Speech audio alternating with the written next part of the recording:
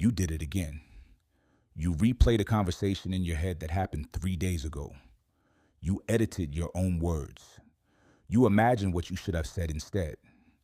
You ran through what the other person was probably thinking, what their expression meant, whether they were annoyed, whether they liked you, whether they noticed the thing you said that came out wrong. You were not doing anything important.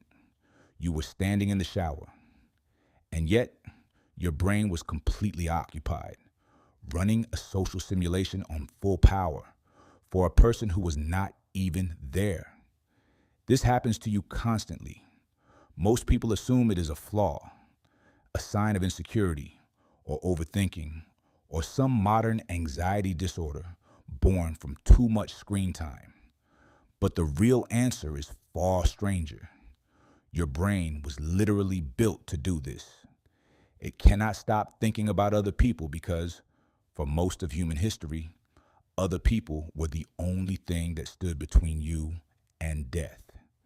Here is what neuroscientist Matthew Lieberman at UCLA found when he put people inside a brain scanner and gave them nothing to do.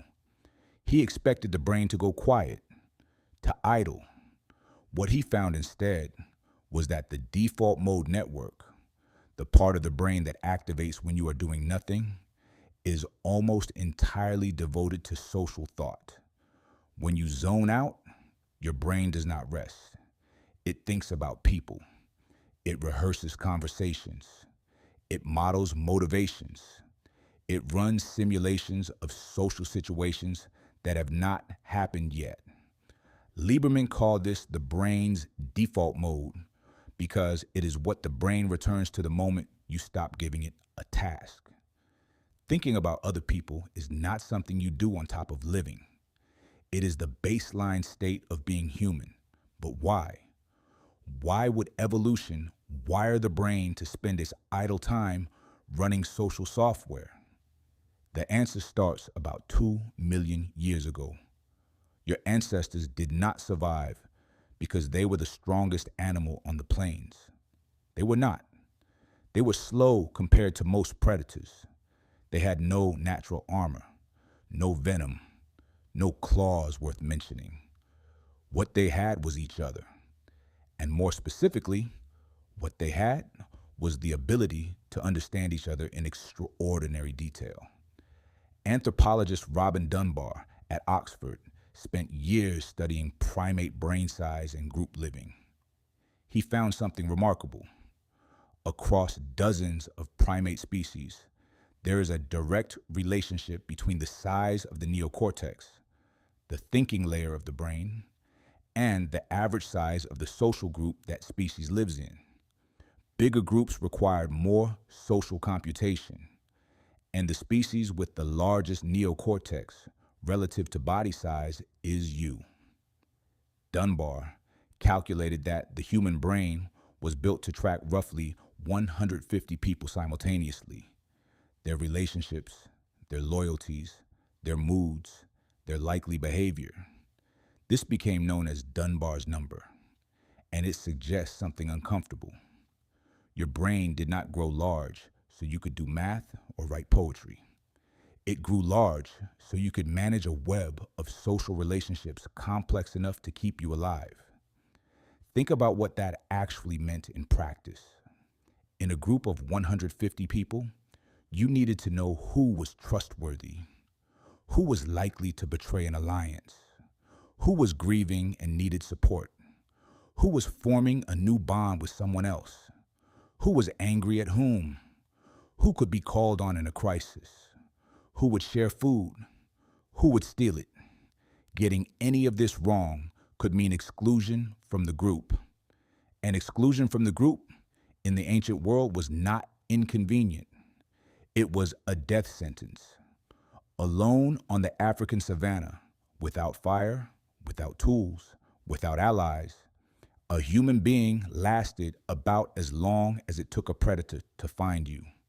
So, your ancestors who thought about people constantly, who ran social simulations obsessively, who rehearsed conversations, who tried to predict reactions, who stayed up at night mentally mapping the shifting loyalties of their tribe. Those were the ones who survived. They held alliances together. They sensed betrayal early. They navigated the social landscape with enough precision to stay inside the group. Their descendants became you. This is why you cannot turn it off.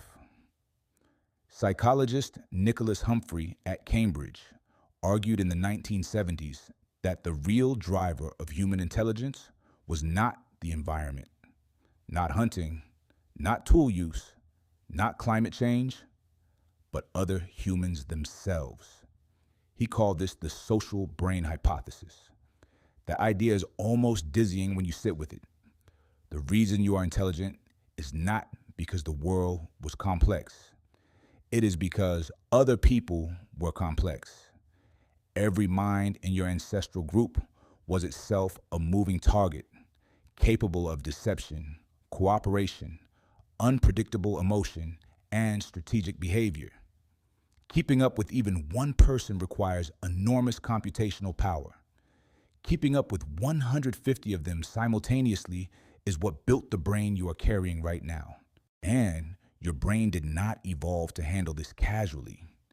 It built entire dedicated systems for social processing. There is a region behind your ears called the temporoparietal junction.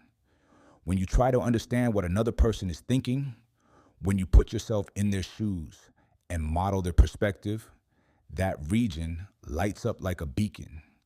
There is a cluster of neurons in your premotor cortex that fires both when you perform an action and when you watch someone else perform the same action.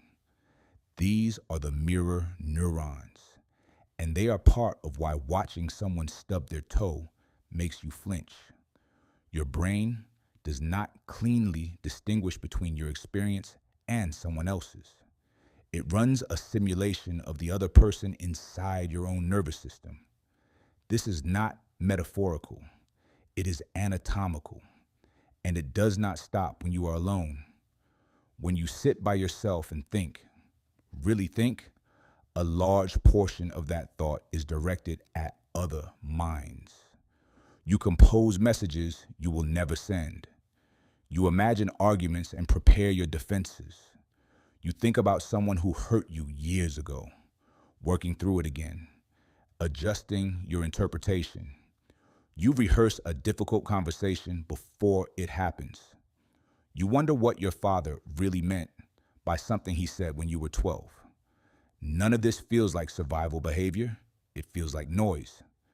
But every one of those processes is your brain running the social software it was built to run, searching for better models of the people around you.